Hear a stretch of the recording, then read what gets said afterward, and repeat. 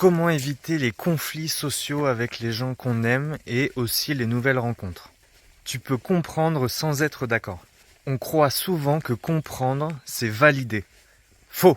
Tu peux très bien écouter et essayer de comprendre le point de vue de l'autre sans le valider. Juste essayer de comprendre, de se taire, c'est très important, et de laisser de l'espace à l'autre de s'exprimer. Et même si tu partages pas son opinion. Cette posture-là, ça évite 80% des conflits.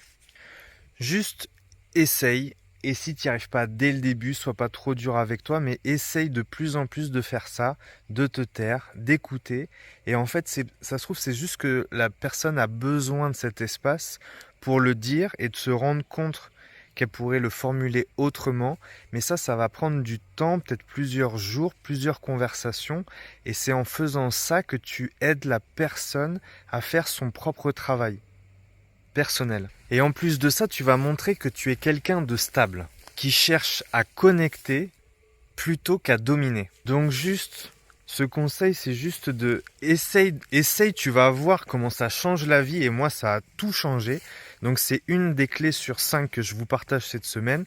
C'est une des clés qui ont vraiment tout changé, autant en famille que dans le couple, les amis, et puis même surtout au travail.